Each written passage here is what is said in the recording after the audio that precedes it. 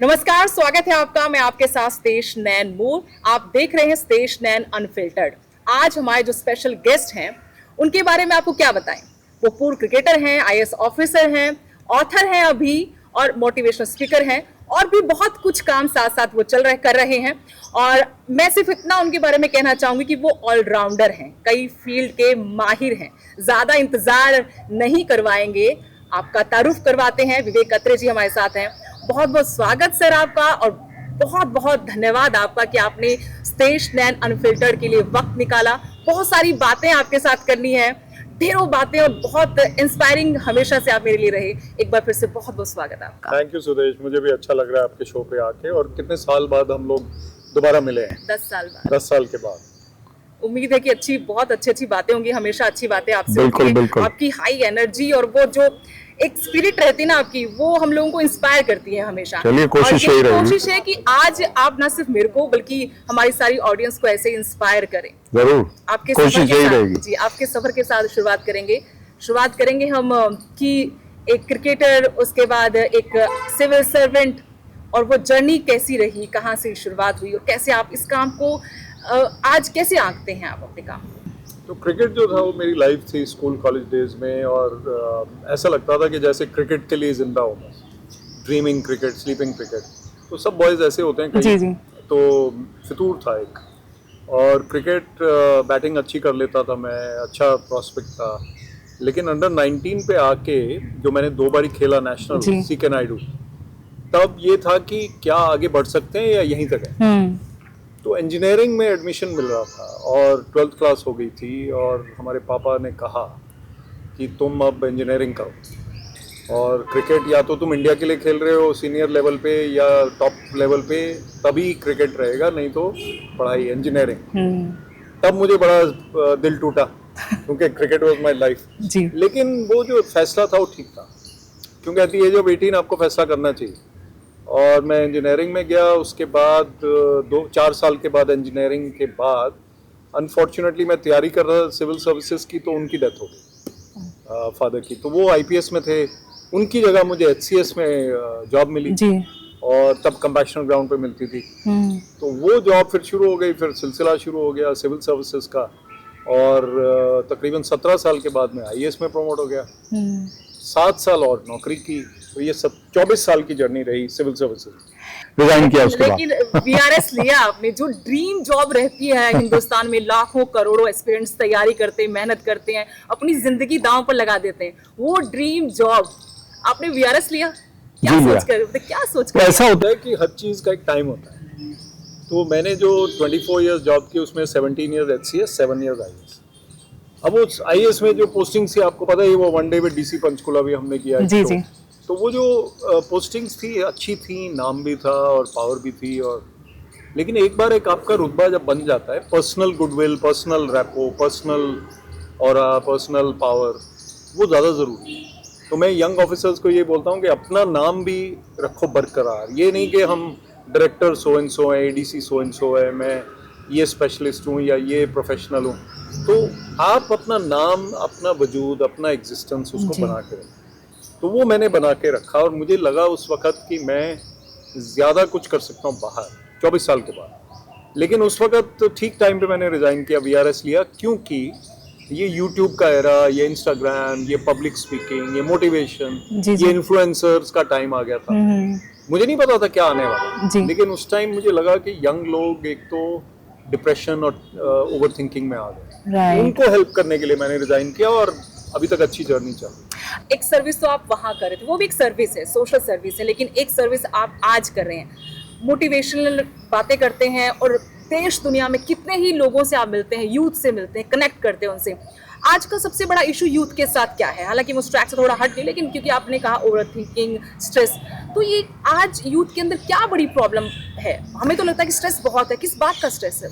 Stress किस बात का, ये किसी को पता नहीं। गोल क्या है, कहाँ भाग रहे हैं हम लोग? तो इवन ग्रोन अप्स का, आप यूथ को 1 मिनट के लिए छोड़ देते हैं। एडल्ट्स क्या कर रहे हैं, पेरेंट्स क्या कर रहे हैं? पेरेंट्स के पास ऑफ टाइम नहीं, वो ऑलवेज ऑन है। और कोविड एरा में क्या हुआ, वर्क फ्रॉम होम हुआ, तो जो बाउंड्री होती थी वर्क और लाइफ की, वो ब्लर हो गई, वो खत्म हो गई। तो अब इवनिंग में, रात में दिन में सब टाइम वो ऑन है, उनका फोन ऑन है, तो बिल्कुल वर्क मोड चल रहा है। कोई स्टॉक मार्केट में है, कोई मार्केटिंग में है, कोई ईमेल आ रहा है, कोई आपने प्रेजेंटेशन तैयार करना है, कोई टाइम नहीं है ऐसा जो कि फैमिली के लिए अलग है और ये अलग है। पहले होता था जी 9 to 5, 9 to 6, 9 to 7, Right. उसके बाद आप फ्री। ऐसा नहीं है। जर्मनी में अभी भी हाफ डे होता है वेंसडे को, मतलब कि Wednesday half day, Saturday Sunday off, 2.5 दिन आपकी छुट्टी है, 4.5 दिन आप काम कर रहे हैं 7 में से। तो ये एक उनका रेशियो बड़ा अच्छा है, हेल्थ बनी रहती है। लेकिन इस पे तो इंडिया में भी डिबेट हुई, डिबेट ये हुई कि आप ज्यादा काम करें। तो यहाँ तो कम करने की जगह और कर रहे हैं, हाँ। तो मेंटल हेल्थ खराब हो रही है। यूथ की जहाँ तक बात है, उनका क्या है कि वो समझते हैं कि हमें सबको आईआईटी का टॉपर बनना है, सबको आईएएस में आना है, सबको इंडियन टीम में। ये सब आए जो है ना, इन पे मैं बात करता हूँ। जी जी ये जो आई से शुरू होते हैं ना ये सारे, हर एक आदमी उसमें नहीं आ सकता। बिल्कुल तो बाकी लोग क्या करेंगे फिर? वो मायूस हो जाएंगे। तो आपके यूपीएससी में 0.01% आते हैं, वो 99.99% जो रह गए वो क्या करेंगे? वो कहीं और जाएंगे, तो वो डिप्रेस हो जाते हैं, ओवर थिंकिंग हो जाती है। मैं क्यों नहीं आ पाया, उसकी लाइक्स क्यों ज़्यादा है, इन्फ्लुएंसर सोचता है कि मेरे को, मैं पॉपुलर उतना क्यों नहीं। अब मैं भी किसी लेवल पे हूँ मोटिवेशनल स्पीकिंग में, मैं ही सोचने लग जाऊँ कि फलाना मेरे से ज़्यादा क्यों है, उसके फॉलोअर्स ज्यादा हाँ। हैं, उसको लोग ज्यादा चाहते हैं। तो मैं उस शो पे क्यों नहीं आया, मैंने वो क्यों नहीं किया, राइट तो अभी तक सुदेश ने मुझे क्यों नहीं इनवाइट किया, अब Right. किया।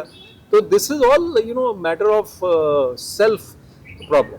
तो हम लोग ओवर थिंकिंग खुद ही कर रहे हैं, एक्सपेक्टेशन खुद ही बना रहे हैं, हम खुद हाई कर रहे हैं अपने हम, और उसको हाई भी कर रहे हैं और पेरेंट्स और ऐड कर रहे हैं उसको। सोसाइटी का कितना बड़ा रोल है अपने सराउंडिंग का। सोसाइटी तो पेरेंट्स ही है ना, पेरेंट्स, टीचर्स, स्टूडेंट्स, यही लोग हैं, वही बड़े हो जाते हैं ऑफिस में, वही बॉसेस हो रहे हैं। तो क्या हो रहा है कि एक्सपेक्टेशन एक ऐसी बन गई कि हम लोग पता नहीं क्या बन जाए, और पेरेंट्स सोचते हैं कि हमारा ही बच्चा सबसे बेस्ट है। वो नहीं हो सकता। Comparison is very important, plus perfect कोई नहीं, हर एक की इम्परफेक्शन है। तो हम लोग ह्यूमन है ना, जी जी अगर हम स्पिरिचुअल एलिमेंट बाद में बात करेंगे, तो ह्यूमन बीइंग में कोई ना कोई कमी जरूर होगी। बिल्कुल वो कमी जो है वो हम थोड़ा बहुत इम्प्रूव हो सकते हैं, that is the only aim. और अल्टीमेटली एम क्या है कि peace of mind, coolness, calmness, happiness, joy, जो भी हम कर रहे हैं खुशी के साथ कर रहे हैं, और आराम से नींद आ रही है हमको। People are also suffering because of lack of sleep, reels देखे जा रहे हैं, रात को सो नहीं पा रहे हैं, तो फिर आपका स्ट्रेस तो होएगा ही। This is the problem. मैं फिर से आपको थोड़ा पीछे लेके चलती हूँ कि जब आप सिविल सर्विस में थे, उस वक्त का जो वर्किंग स्टाइल था, क्योंकि लोग जानना चाहते हैं, जो एस्पिरेंट्स हैं वो भी जानना चाहते हैं कि क्योंकि ड्रीम जॉब है इंडिया में, इससे बड़ी कोई जॉब है ही नहीं, और बहुत टफ एग्जाम है, तो वहाँ पर जाकर क्या सब कुछ पूरा हो जाता है? मतलब जाके लगता है हाँ वाकई में जैसा सोच के आए थे वैसा कुछ है इस जॉब में, या फिर वहाँ पर भी स्ट्रगल करना पड़ता है, वहाँ पर भी रोज आपको चैलेंज फेस करने पड़ते हैं, किस तरह का दबाव होता है? देखो, कहते हैं सितारों से आगे जहां और है, आईएएस से आगे और मुश्किलें भी हैं। हाँ तो ऐसा दोनों तरफ होता है। तो कोई भी मुकाम जो है लाइफ में, एक गाना आता है ना लंबरगिनी का, थोड़ा लाइटर में ले जाते हैं, लंबरगिनी चलाई जाते हैं। जी जी तो वो सारे जो यंगस्टर्स हैं जो कॉर्पोरेट वर्ल्ड में, वो सारे चाहते हैं एक दिन मेरी लंबरगिनी है। राइट तो लंबरगिनी मान लो मिल गई, उसके बाद क्या है नेक्स्ट डे, उसके बाद 1 साल के बाद क्या है नेक्स्ट लंबरगिनी, कहाँ पे जाके आप सेटिस्फाई हो? तो आईएएस में आप आ गए, आपको आईएएस की जॉब मिली। अब आपको सेटिस्फाइड या कूल हो जाना चाहिए ना कि अब मुझे वो मिल गई जॉब जो मैं ट्राई, लेकिन लोग फिर ड्रिवन रहते हैं, ऑफिसर्स भी ड्रिवन, अब मैंने ये करना है, अब मेरी प्रमोशन हो जाए, अब मेरी पोस्टिंग अच्छी हो जाए, अब मुझे वो फलाना बंदा मिल जाए, सीएम साहब से मिलना है, ये करना है, वो करना है। तो डिपार्टमेंट्स को लेके कि मुझे ये हाँ, डिपार्टमेंट्स मिल exactly. जाएं। तो हम ड्रिवन से रहते हैं, थोड़े से प्रोपेल्ड से, मतलब कि कम जोश हमारा ज़्यादा ही रहता है, हाई।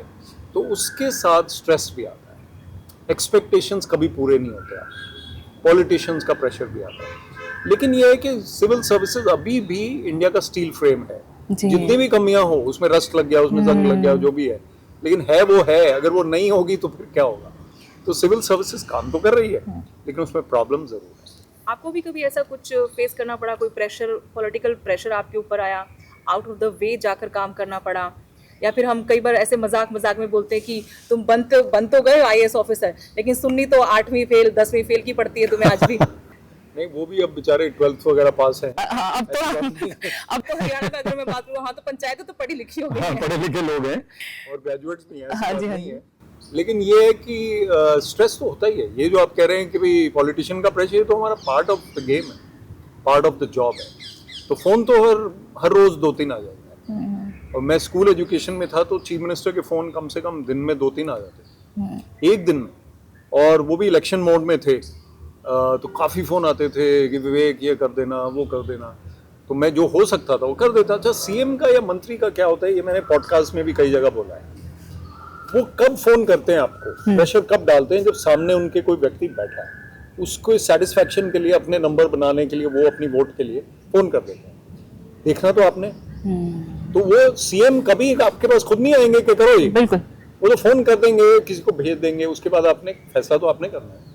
अल्टीमेटली सीएम तो नहीं होंगे फिर 16 साल के बाद जब वो इंक्वायरी आएगी, तो वो कोई और होगा। तो इसलिए you have to look after your own papers. अगर आप आईएएस ऑफिसर हैं तो समझदार होने चाहिए कि कौन सा काम करना है, और मना भी करना है तो कैसे मना करना है।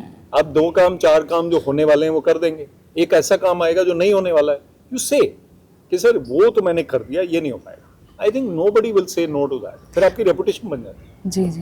देखिए विवेक सर, मैं आपसे समझना चाहती हूँ कि ये हमारे माइंड में एक फ्रेम बना दिया गया कि गवर्नमेंट जॉब होनी चाहिए, उसमें भी आपके लिए एक रैंक बना दिया कि इतने इंटेलिजेंट हो, इस वाली रैंक पर पहुंच जाओ, इस पोस्ट पे पहुंच जाओ। हम बिजनेस की तरफ, बिजनेस आइडियाज की तरफ बच्चों को मोटिवेट नहीं करते। क्या इसके पीछे सबसे बड़ा जो रोल है, नेगेटिव रोल है, हमारी इंडियन एजुकेशन पॉलिसी का रहा या फिर हमारी सोसाइटी का रहा? हम डिग्री बांटते हैं। मैं ये बात बहुत टाइम से, जब से मैं सोची थी कि आप मेरे पॉडकास्ट में आएंगे, तब से सोचू कि सवाल जरूर पूछूंगी, क्योंकि आप रोज न जाने कितने कॉलेज के बच्चों से मिलते होंगे। डीयू के हंसराज कॉलेज से एक लड़की टॉपर, उसको इंटर्नशिप नहीं मिल रही। उसने पोस्ट डाला सोशल मीडिया पर कि मेरे पास, मैं टॉपर हूँ, मेरे पास डिग्री है, लेकिन मैं पिछले लंबे वक्त से इंटर्नशिप के लिए ट्राई करी, मुझे नहीं मिल रहा। तो डिग्री होना, अव्वल रहना मायने नहीं रखता, आपको स्किल्स आनी चाहिए। वो मैंने देखी पोस्ट ये आजकल का हाल है। और फिर ये डिप्रेशन हो जाता है उसकी वजह से। लेकिन जो आपने कहा कि बिजनेस की ट्रेनिंग, स्टार्टअप की ट्रेनिंग, सेल्फ एम्प्लॉयमेंट की ट्रेनिंग, ये नहीं है हमारे यहाँ। तो ज़्यादातर स्टेट्स, और ये स्टेट वाइज भी है सुदेश, कि कुछ स्टेट्स में आईएएस या गवर्नमेंट नौकरी का रुझान है, कुछ में बिजनेस का रुझान है। अब अगर महाराष्ट्र और गुजरात में देखें तो बिजनेस की तरफ, गुजरात में स्पेशली, हाँ, और इधर अगर आप जाएं बिहार, यूपी, हरियाणा, ये गवर्नमेंट जॉब के लिए, गवर्नमेंट जॉब की ट्राई कर रहे हैं ये लोग। हिमाचल, पंजाब में इतना नहीं है, पंजाब में कनाडा है, वो कनाडा भी आजकल बंद हो गया, तो प्रॉब्लम हो गई है, प्रॉब्लम हो गई है। तो लोग डिप्रेशन में इस वजह से कि कनाडा का रास्ता बंद हो गया एक तरह से। तो प्रॉब्लम क्या है कि हमें वो ज्यादा फोकस एक चीज पे हो जाए तो बैलेंस नहीं रहता। हर स्टेट में, हर सोसाइटी में ऑल टाइप्स ऑफ लोग, ऑलराउंडर्स आपने कहा, होने चाहिए। उतने ही लोग आईएएस के लिए, एग्जाम के लिए बैठने चाहिए जो चांस रखते हैं थोड़ा बहुत। 8 लाख लोग एग्जाम दे रहे हैं, आपके 800 हो रहे हैं, वही 0.01%, फिर कैसे काम चलेगा? सही बात है। स्किल्स पे भी ध्यान, तो स्किल्स पे ध्यान देना चाहिए, अपने क्वालिटीज को बढ़ाने पे, अपने जॉब प्रोस्पेक्ट्स, अपना स्टार्टअप अगर कर रहे हैं तो जॉब गिवर बनते हैं, जॉब सीकर की जगह, जो गवर्नमेंट भी बोलती है। जी जी। लेकिन फिर बैलेंस भी बना के रखना है, फैमिली का भी ध्यान रखना है। एक और प्रॉब्लम आ रही है सोसाइटी में, प्रॉपर्टी कॉन्शियसनेस ज्यादा हो गई, फिर पेरेंट्स को डिलीनिएट कर दिया, पेरेंट्स का ध्यान रखना बंद कर दिया, अपनी सिस्टर ब्रदर के साथ बिगड़ गई। सोशल प्रॉब्लम्स भी हैं, पेशेंस नहीं रहा, टॉलरेंस नहीं रही, तो फिर दूसरी कम्युनिटीज के प्रति भी ये हो गया, माहौल ऐसा बन गया, सोशल मीडिया आ गया। पेशेंस तो छोटे छोटे बच्चों में नहीं रहा, उनको भी तुरंत कोई चीज चाहिए तो चाहिए। मतलब इसमें भी एक बड़ा रोल मोबाइल का भी, सोशल मीडिया का, पेरेंट्स का रोल है। उन्होंने मोबाइल पकड़ा दिया ताकि वो खुद चैन से बैठे, फ्री हो जाए वो। पहले भी तो मम्मी जो थी बच्चों का ध्यान रखती थी, वो बच्चा जब रोता था तो मम्मी उसको टाइम देती, मोबाइल नहीं था उसके पास, जी जी, खिलौने दे देती थी, खिलौने के बाद फिर रोता था वो। अब मोबाइल में तो इतना इंग्रॉस्ड है वो बच्चा कि वो मम्मी को भूल जाता है। तो मम्मी खुश है क्योंकि मम्मी ने अपने काम करने और वो उधर। So the parents have to see that they spend time with the children, ये बहुत ज़रूरी बात है। उसके बाद सोसाइटी थोड़ी सी बैलेंस्ड हो। पेरेंट्स बैलेंस नहीं है इस टाइम, तो बच्चे कैसे बैलेंस? बिल्कुल सही बात है। आपकी नजरिए से फिर सक्सेस क्या है? सक्सेस है कि हमने जो एम्बिशंस रखे वो रीजनेबली अचीव कर लिए, और लेकिन सबसे ज़्यादा कि पीस ऑफ माइंड है मेरा। और फिर मैं ग्रेटफुल भी हूँ, थैंकफुल भी हूँ कि मैंने कुछ किया। तो ये नहीं कि चलो ये तो हाँ take it for granted, be grateful for what you have. कुछ है हम सबके पास जी, कहीं भी हम हैं, किसी भी स्थिति में एक रोल है हमारा, गवर्नमेंट हो, नॉन गवर्नमेंट हो, प्राइवेट हो, सेल्फ एम्प्लॉयड हो, एक्टिंग में हो, कोई स्पोर्ट्स में हो, कुछ ना कुछ हमारी जिंदगी चल रही है. We should be grateful for what we have and then you try for more. तभी मैंने एग्जांपल दिया कि बड़ी गाड़ी के साथ क्या हो जाएगा. क्या मतलब सारी खुशियां मिल जाएंगी आपको? नहीं मिलेंगी. आपको अपने रिलेशनशिप्स में अगर सक्सेस मिल रहा है तो आप सक्सेसफुल हैं, अदरवाइज आप नहीं हैं. आप अगर richest man in the world हैं और घर आपका चल नहीं रहा है, 5 टॉप रिच मैन में से 4 सेपरेटेड हैं. वॉरेन बुफे सिर्फ एक है जो मैरिड है अभी तक, वो चारों सेपरेशन हो गए. तो क्या आपका सक्सेस है? लोग मीम्स भी बनाते हैं इस चीज के लिए कि जिस बनानी पैसे के चाहिए. पीछे भाग रहे हो, पैसा क्या है? उनके बस पैसा उनको देखो. देख लो. तो पैसा is not success. Success is Joy and happiness. तो एक गोलगप्पे वाले हैं, मैं उनका एग्जांपल अपनी टॉक्स में देता हूँ. जी. सेंट कबीर स्कूल के पास खड़े होते हैं. उनका एक कैसे टेबल है और एक गत्ते का डब्बा है और जार है, चंडीगढ़. और वो साइकिल वाले लोग वहाँ पे रुकते हैं, गाड़ी वाले नहीं रुकते, क्योंकि हाइजीनिक उतना नहीं लगता. जी, तो जी. गाड़ी वाले नहीं रुकते. मैं उनको रोज देखता था, मुस्कुराता हुआ व्यक्ति, खुश. तो मैं देखता था कि इसके पास ना पावर है, ना पैसा है, ना कुछ है, और ये खुश आदमी है. और जो दुखी है वो रिच मैन है. तो what is the difference? Difference is कि उसने अपना अंदर का जो किंगडम है ना वो जीत गया, अंदर की लड़ाई जीत रहा है. तो success means that I have done reasonably well in my career. बहुत ज़्यादा टॉपर नहीं भी रहा, लेकिन मैं सेटिस्फाइड भी हूँ, मैंने अपने जो कर्तव्य निभा दिए, ये सक्सेस है. और गुडविल, गुडविल क्या होता है? लोग आपके बारे में बात कर रहे हैं, तो यार बंदा तो ठीक है, यही आपकी सक्सेस है. और क्या है? चैन से आपको रात को नींद आती है. की रोटी हो, हाँ. बाहर हो, घर पे. आपने कोई डाका नहीं डाला, आपने किसी को तंग नहीं किया, बुली नहीं किया, आपने किसी को परेशान नहीं किया, यही सक्सेस है. आप खुद भी मतलब आपकी एक जर्नी, तो ये जो हम देख रहे हैं वो जर्नी अभी तक आपने जो बताई वो है एक जर्नी, क्योंकि मैं आपको पहले से जानती हूँ, मुलाकात हमारी अक्सर होती रही. एक जर्नी आपकी ये है, आपका जो एक पर्सनालिटी ये है कि आप स्पिरिचुअल हैं, बहुत मेडिटेशन करते हैं. वो जर्नी आपकी कहाँ से स्टार्ट हुई और उसने आपके आज जो आप हमारे सामने बैठे हैं, आज दुनिया को आप रास्ता दिखा रहे हैं, वो उसमें कितना बड़ा रोल रहा उस जर्नी का? देखो, कोई भी परफेक्ट नहीं होता, और मेरी बड़ी कोशिश रहती है कि मैं स्पिरिचुअल भी हूँ और एम्बिशियस अपने काम में भी हूँ. अगर मेरे फॉलोअर्स जितने तो और होने चाहिए, मेरा भी है, लेकिन ये नहीं कि पागलपन हो जाए उसमें. तो मेरे जितने व्यूज़ हैं, जितने लोग मुझे सुनते हैं, जानते हैं, मेरा मैसेज उन तक पहुँचा है, औरों तक भी पहुँचे. लेकिन spirituality means that you are content. और फिर आप मेडिटेशन कर रहे हैं, आप योगा कर रहे हैं, आप जो भी अपना रिलीजन फॉलो कर रहे हैं. और स्पिरिचुअलिटी रिलीजन से भी ऊपर मानी जाती है. पहाड़ के ऊपर आपने पहुंचना है, चोटी पे, उसके कई रास्ते हैं. एक ये रिलीजन का रास्ता है, एक ये रिलीजन का रास्ता है, एक रिलीजन. अल्टीमेटली जो पीक है वो एक ही है. वहाँ पे स्पिरिचुअल है, वहाँ पे रिलीजन नहीं है. और रिलीजन है भी तो वो स्पिरिचुअल एलिमेंट है रिलीजन में. उसमें ध्यान है, वननेस विद गॉड है. और गॉड, सारे स्क्रिप्चर्स, सारी रिलीजन एक ही बात करते हैं अल्टीमेटली, कि God is within you and you have to find God. वहीं पे है, हमारे अंदर ही हम ही हैं, और हम सोल हैं, आत्मा है. ये सब सारे स्क्रिप्चर्स आपको बताएं. उसके लिए हमें स्पिरिचुअल होना ज़रूरी है, थोड़ा थोड़ा स्टेप्स लेना.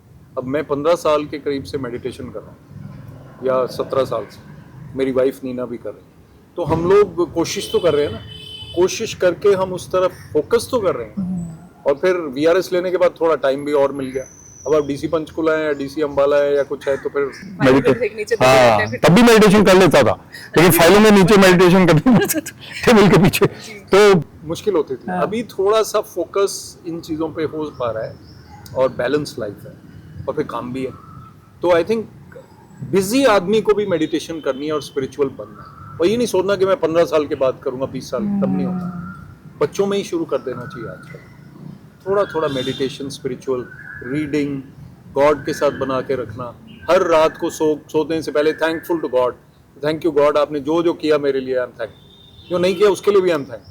लोगों को मुझे लगता है यहाँ पे समझना होगा, किसी की धर्म का झंडा उठाने से आप स्पिरिचुअल नहीं हो सकते. आपको कनेक्ट करना पड़ेगा उस यूनिवर्स से, उस वाइब से. वो है असली भक्ति शक्ति. तो रिलीजन जो है वो प्योर फॉर्म में यही है, लेकिन वो रिलीजन को क्लाउड कर दिया हमने, उसके ऊपर काफ़ी कुछ लगा दिया ना. फिर वो कई फॉर्मेलिटीज़ आ गई, कई चीज़ें आ गई. तो जो क्लीन प्योर रिलीजन है वो, उसमें नहीं है कोई फॉर्मेलिटी, कोई किसी भी रिलीजन में नहीं.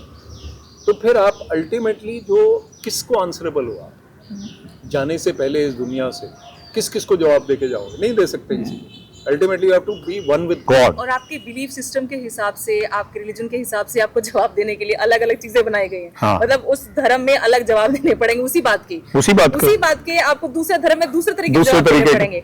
नहीं, आप मंदिर जा रहे हो, आप मंदिर जा रहे हो और फिर आप दिन भर डाके डाल रहे हो अगर, तो फिर मंदिर क्यों जा रहे हो? क्यों जा रहे हो? और जा इसलिए रहे हो कि यार मुझे माफ कर देना गॉड।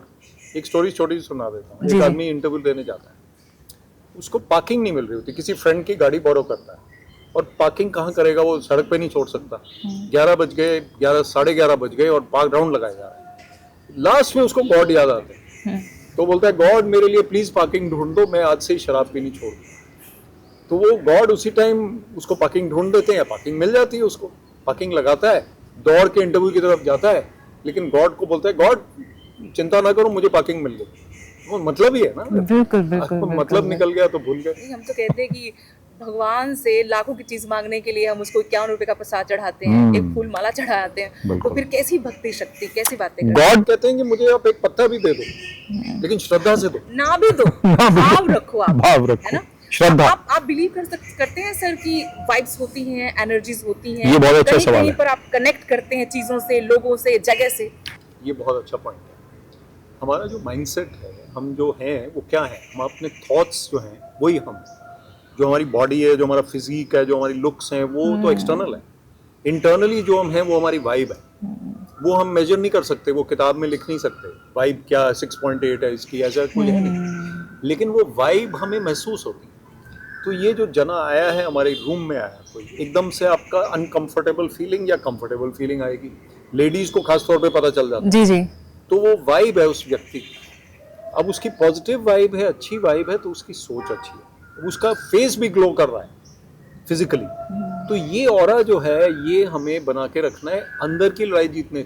अगर मैं गुस्से से भरा हुआ हूँ, जेलसी से भरा हुआ हूँ, नेबर के बारे में सोचे जा रहा हूँ, वो बदमाश है नेबर, तो मैं फिर कहाँ पे हूँ?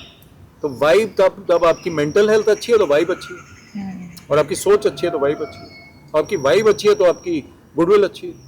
मैं तो कहती हूँ, जब आपकी वाइब अच्छी तो आपकी लाइफ भी अच्छी है, अपनी भी अच्छी है, आसपास के लोगों की भी अच्छी है। और मेरे शो का नाम है गुड वाइब शो, मैं एडवर्टाइज कर देता हूँ। जी जी। कई लोग सोचते हैं कि गुड वाइब को जब मैं जल्दी से बोलता हूँ कहते हैं गुड वाइफ, मैंने नहीं, गुड वाइब भी ठीक है और गुड वाइब भी ठीक है। बहुत अच्छा काम कर रहे हैं सर, और आप इतना इंस्पायर करते हैं हम लोगों को, और तभी मैंने सोचा कि आप जल्द से जल्द आए पॉडकास्ट पे, ताकि एक जो आप वैल्यू ऐड कर रहे हैं ना लोगों की लाइफ में, ये बहुत रेयर होता है, बहुत कम लोग कर पाते हैं। Thank you so much. मेरा ये काम ही ये बन गया, असल में पहले काम कुछ और था, ये अपने आप हो रहा था, अब यही फुल टाइम जॉब है। तभी मैंने आपको ऑलराउंडर कहा, ये नसीब बहुत कम लोगों को मिलते और ऐसा कर्म करने का मौका भी रब किसी ये बात ठीक है। ये तो आई एम वेरी थैंकफुल कि मेरा यही जॉब है ना, कितना अच्छा जॉब है। ऑलराउंडर बन के लोगों को इंस्पायर करना, इससे अच्छा जॉब क्या हो सकता है? बिल्कुल। लाइफ को लेके मेरे खुद के मन में बहुत सारे सवाल अक्सर आते हैं, जवाब नहीं भी मिलते, कभी कभी मिल भी जाते हैं कि लाइफ क्या है। लाइफ क्या है? ह्यूमन बीइंग की जर्नी। और ह्यूमन बीइंग क्या है? ह्यूमन बीइंग एक सोल है, और वो आया किस लिए? कुछ सीखने के लिए। Life is a journey. वो 0 to 90 या 0 to 80 या जितनी भी एज है उसकी, उस जर्नी में वो क्या सीख रहा है ये। और लाइफ में आपके इंटरेक्शंस हैं, और हम नेचर में बैठे हैं इस वक्त। नेचर को हमने क्या थैंक यू किया कि आपने ये हमें एनर्जी दी और हमें प्लांट्स दिए और फल दिए, और गॉड को। तो नेचर में, लाइफ में अगर हम कनेक्ट करेंगे इसको, अच्छाई कमाएंगे, गुडविल कमाएंगे, यही लाइफ है। और लाइफ अगर नहीं हमारी ऐसी होगी और हम बदमाशी करते रहेंगे और सेल्फिश रहेंगे और ग्रीडी रहेंगे, तो फिर हमें दोबारा आना पड़ता है उसके बाद सीखने के लिए। लेकिन आजकल दुनिया में मास्क भी बहुत हैं। हम धर्म की लोग बहुत अच्छी बातें करते हैं, धर्म कर्म की बातें होती हैं, बड़े बड़े आश्रम चलाते हैं। उन आश्रम में क्या होता है बहुत सालों बाद पता लगता है आपको। हम उनको गुरु, परमपिता, परमात्मा, पता नहीं क्या क्या उपाधि देते हैं। तो और आजकल तो मुझे ज्यादा लग रहा है हिंदुस्तान में, भारत में ऐसा है कि ट्रू गुरु जो होते हैं वो ऐसे नहीं है, और इंडिया में ट्रू गुरुज हैं, और वो हिडन है, मतलब वो हिडन है, वो इतना शो नहीं करते, वो ज्यादा लोग उन तक नहीं पहुंच पाते। मैं परमहंस योगानंद जी की टीचिंग्स फॉलो करता हूँ, ऑटोबायोग्राफी भी होगी, कभी एडवर्टाइज नहीं होगा, कभी कोई स्वामी जी हमारे कोई आके टीवी पे, मतलब रेयर है इंटरव्यू कोई दिया हो तो बड़ी सोच समझ के कमाल की वो बुक है क्या? हाँ, ऑटोबायोग्राफी ऑफ योगी कथामृत। हाँ बिल्कुल, आप डिटैचमेंट पे बता दीजिए। बिल्कुल नहीं, बहुत ही बढ़िया है। डिटैचमेंट है कि मतलब हमारी अबवनेस है कि हम छोटी छोटी बातों में नहीं पड़ रहे, तो कैसे हमारी अबव लाइफ है। थोड़ी सी। तो वो इस टाइप के गुरु भी हैं जो परम गुरु हैं, जो गुरु हैं, जो विश्व गुरु हैं और जो ट्रू गुरु हैं। लेकिन जो आश्रम्स हैं जिनकी आप बात कर रहे हैं, एक शो भी है आश्रम, जी, और इन चीज़ों में फिर वो बहुत बदमाशी गलत चीज़ें आ जाती हैं। तो लोग सोचते हैं कि सभी ऐसे हैं, ऐसा भी नहीं है। जी जी बिल्कुल। तो सही गुरु भी हैं। और स्पिरिचुअल लाइफ में ये भी कहते हैं कि गुरु इज इम्पोर्टेंट। आप ह्यूमन बॉडी में हैं और आपके पास गुरु भी हैं और आपके पास एक इंटेंशन भी है कि आप करना चाहते हैं कुछ, तो फिर आपकी लाइफ कंप्लीट है। वो राहें भी बन जाती हैं फिर, बन जैसे जाती आप जो करना चाहते थे, मुझे लगता है आपके दिल में कहीं ना कहीं तो ये बात थी, भले आप क्रिकेटर रहे हो तब भी, भले जब आप इंजीनियरिंग करने चले गए तब भी कुछ करने का तो जज्बा रहा होगा कि वीआरएस ले लिया, कुछ तो सोचा होगा, फिर राहें अपने आप बन जाती हैं। वो पुल आता है, एक पुल आता है वहाँ से। और फिर आपके अगर कोई टीचर हैं, गुरु हैं, तो अब आपके कोई स्कूल में टीचर, मेरे स्कूल में टीचर कोई रहे जिन्होंने कुछ हमें इंस्पायर किया, तो ये चीज़ें हमें रिसीव करनी। अगर हम रिसीव नहीं कर रहे, हम अपने ही लगे हुए हैं, फिर हम उनको भी भूल जाते हैं, थैंकलेस हो जाते हैं। तो हमें थैंकफुल होना है, ग्रेटफुल होना है। डू यू बिलीव सर कि हमारी लाइफ ऑलरेडी स्क्रिप्टेड होती है, मतलब रिटन होती है, या फिर हम अपने कर्मों से चीजें ठीक कर ऐसा सकते हैं? एक चैप्टर है ऑटोबायोग्राफी ऑफ अ योगी में, उसका नाम है आउटविटिंग द स्टार्स। जो हमारे स्टार्स हैं, जो हमारी डेस्टिनी है, जो हमारा हॉरोस्कोप है, वो कहते हैं लिखा हुआ है। अगर वो लिखा हुआ है तो हमारी विल पावर, हमारी डिसीजन मेकिंग का क्या फायदा? कभी हम डिसीजन अच्छा लेते हैं, कभी बुरा लेते हैं। कभी हमने पास्ता खाया, कभी हमने पिज्जा खाया, हमने फैसला किया ना। तो decision making is not written anywhere, it is basically our will power. Human being का एक विल पावर है। हमारे स्क्रिप्चर्स में ये कहते हैं गॉड कभी नहीं बोलते कि मुझे तुम याद करो, वो कभी पकड़ के नहीं बोलते, वो हमारा विल पावर है, वो डेस्टिनी में नहीं लिखा हुआ। अगर मैं कोशिश करूंगा तो मैं कामयाब होऊंगा। ये मेरा एक अपना आउटविटिंग द स्टार्स का बुक में ये मतलब है कि आप अच्छे कर्म से, अच्छे कांटेक्ट के साथ, गॉड के साथ, you can destroy your bad Karma और आप अच्छी लाइफ लीड कर सकते हैं और वननेस विद गॉड। सर मैं आपसे समझना चाहती हूँ कि फेलियर में कैसे डील किया जाए, कोई मंत्र है उससे डील करने का? फेलियर कभी परमानेंट नहीं होता। परमानेंट फेलियर तो लाइफ में नहीं होगा, बाउंस बैक करना जरूरी है। तो मान लो सेटबैक हो गया, आपने जो सोचा वो नहीं हुआ, वो फेलियर नहीं है, वो एक आपके लिए एक सेटबैक है, एक मुश्किल आ गई, एक एक्सपीरियंस भी हो सकता है वो आपके लिए। तो एक्सपीरियंस हो सकता है। तो हम कहते हैं कि वो संत जी कहते हैं कि जब फेलियर का टाइम है तभी सक्सेस के बीज आपने बोने, वही तब सॉइल ऐसा है, उसी टाइम आपने वो सक्सेस की तैयारी शुरू करनी है। जब आप लोएस्ट पॉइंट पे, जब लोग आपको राइट ऑफ कर देते हैं, तो राइट ऑफ करके बाउंस बैक करना है। मेरी बुक का नाम है दुबे जी बाउंसेस बैक, एक किताब का। हाँ मैंने पढ़ी वो। हाँ, तो वो बाउंस बैक करता रहता है, उसको प्रॉब्लम आती है, वो बाउंस बैक करता है। तो कैसे बाउंस बैक करते हैं हम? जब मजबूत रहते हैं अंदर से। और फिर फेलियर क्या परमानेंट कुछ भी नहीं, तो हम लोग क्यों फेलियर को मानते हैं? जिंदगी में करते रहना, चलते रहना ही जिंदगी है, वही कामयाबी बिल्कुल। का जीवन है। हमें ज्यादा ये नहीं सोचना कि वो क्या सोच रहा है, वो क्या सोच रहा है। हमारी अपनी लड़ाई है। हम अगर फेल हो गए, एक तरह से हताश हो गए, डाउन हो गए, कल परसों चौथ वी बाउंस बैक, यही हमें करते रहना। एक लास्ट मैसेज मैं आपसे लेना चाहती हूँ बच्चों के लिए, क्योंकि कोटा पे बहुत स्टोरीज हमने की हैं अभी तक न्यूज़ में रहते हुए। कोटा मौत का कोटा बन गया है। इतना प्रेशर बच्चों पे कि 18-19 साल के बच्चे जिनमें फ्यूचर है और वो अपने आप को हैंग कर लेते हैं, उनके लिए कि आपका एक एग्जाम आपकी लाइफ डिफाइन नहीं करता। आप कुछ कहना चाहेंगे? सिर्फ कोटा के बच्चे नहीं, बाकी एस्पिरेंट्स जो तैयारी में लगे हुए हैं, उनमें से ये भी हमें जानना होगा कि उनमें से कितने आगे बढ़ेंगे, पहले उनके माइंड में होता है कि नहीं होता है। उनके लिए कोई मैसेज है? पेरेंट्स के लिए भी दीजिएगा प्लीज आप। उनके पेरेंट्स के लिए ये मैसेज है कि आप क्या बोल रहे हैं वो बच्चा महसूस कर रहा है, आप उससे कैसे बात कर रहे हैं, बर्ताव कर रहे हैं, वो उसके दिल पे लग रहा है। तो आप अपने आप को पहले तो कंट्रोल करिए। बच्चे को एनकरेजमेंट देना जरूरी है, कंपैरिजन नहीं करना पेरेंट्स के लिए कि वो देखो क्या कर रहा है और तुम कैसे हो। तो वो कंपैरिजन उसके दिल पे लगता है, फिर वो डिप्रेशन, फिर ये चीज भी आ जाती। कोटा में एक दूसरे को देख के ही डिप्रेशन होता है। अच्छा, सेकंड पॉइंट, जो बच्चा है, बच्चे को जो मजबूत बच्चा है वो इन चीज़ों से अफेक्ट नहीं होता, लेकिन जो सेंसिटिव है उसको हेल्प चाहिए, उसको गाइडेंस चाहिए। आजकल काउंसलिंग चाहिए और काउंसलिंग थेरेपी चाहिए। तो थेरेपी के लिए आपको क्रिएटिव होना पड़ेगा, स्पोर्ट्स में रहना पड़ेगा। तो बच्चों के लिए ये मैसेज है, फिजिकल मेंटल फिटनेस पे काम करो। स्किल्स तो अपने आप बन जाते हैं। कितना मैथ्स पढ़ लोगे आप? Go and run, go and do yoga, go and listen to music, थोड़ा सा अपना ध्यान रखो। जरूरी तो नहीं कि हर बच्चा डॉक्टर बने, वो क्या पता पेंटिंग बहुत अच्छी करता हो, क्या पता वो लिखने में बहुत माहिर हो। और हर बच्चा जो है वो कोटा में जाके IIT में नहीं आ पाएगा, वापस भी आएगा, इसका मतलब कोई फेलियर, वो समझते हैं कि हमारा मतलब खत्म हो गया सब कुछ, जबकि अगले दिन सूरज फिर निकलता है। We should bounce back up. Batsman 0 पे आउट हो गया, अट्टापट्टू एक स्टोरी है, मार्वन अट्टापट्टू, श्रीलंका वाले श्रीलंका वाले। मेरे ख्याल 6 या 7, हाँ जी बिल्कुल 6 या 7 जीरोस लगातार ड्रॉप होते रहे। उसके बाद डबल सेंचुरी में डबल सेंचुरी भी नहीं, डबल सेंचुरी, 6-7 डबल सेंचुरी, वैसे ही। स्पोर्ट्स में मुझे लगता है बच्चों को डालना चाहिए, वहां से वो हार जीत महसूस कर पाएंगे, जिंदगी में बाउंस बैक करना वहीं से सीखते हैं। बिल्कुल। अब आपने बात की है क्रिकेट की, तो क्योंकि मेरे को शौक है देखने का मैं खेल तो नहीं पाई। ऋषभ पंत की स्टोरी मुझे अब भी हाल में बहुत इंस्पायरिंग लगती है, कि मौत के मुंह से आके खड़े होना और परफॉर्म करना। बिल्कुल कमाल का ही लड़का है, और अभी थोड़ा सा IPL में उसको नहीं नहीं चल पाई, वो ठीक हो जाएगा, लेकिन अंदर से मजबूत है और वो बाउंस बैक कर रहा है। और फिर स्पोर्ट्स में हमें हार जीत का आपने ठीक कहा, जो बच्चा कभी स्पोर्ट्स नहीं खेला उसको पता ही नहीं कि सेटबैक क्या होता है। आप हर रोज तो नहीं जीत सकते। अब नीरज चोपड़ा एक बार गोल्ड आया, एक बार सिल्वर आया, बिल्कुल बिल्कुल। क्या पता ना भी कुछ आता। तो कई बार इतना अच्छा आप परफॉर्म करें, आपको इंजरी हो जाती है। कुछ भी हो सकता है। तो हमारे हाथ में सब कुछ नहीं है, लेकिन हमें क्या करना है, जर्नी एंजॉय करनी, ज्यादा कोई टेंशन मत लो। किसी ने कुछ कह भी दिया, कितनी देर सोचते रहेंगे उसके बाद। तो कोटा एंड ऑल के लिए ये मैसेज है, तो ओवर थिंकिंग नहीं करनी, फिजिकली फिट रहो, sleep enough, you are alive, यही बहुत है, फिर देख लेंगे। आपका जिंदा रहना ही मायने रखता है, मायने चीजें रखता है। होती रहेंगी। बिल्कुल। एक बार फिर से बहुत बहुत शुक्रिया सर, Thank आपने you. वक्त निकाला और बहुत अच्छी बातें की। फिर मुलाकात होगी जल्द आपसे, और बहुत सारे एस्पेक्ट्स हैं जहां पर बात होनी चाहिए। मैं खुद मोटिवेट फील कर रहा हूँ, अच्छा लग रहा है मुझे। Thank you. बहुत अच्छा लगा आपसे मिलके, वैसे बहुत अच्छा लगता है। आपकी Thank जो you. एनर्जी, जो आपकी वाइब्स है, वो इंस्पायर करती है सामने वाले। थैंक यू, होपफुली इनको भी सबको फायदा हुआ। बिल्कुल अच्छा लगा होगा। Thank you sir, thank you so much. Thank you.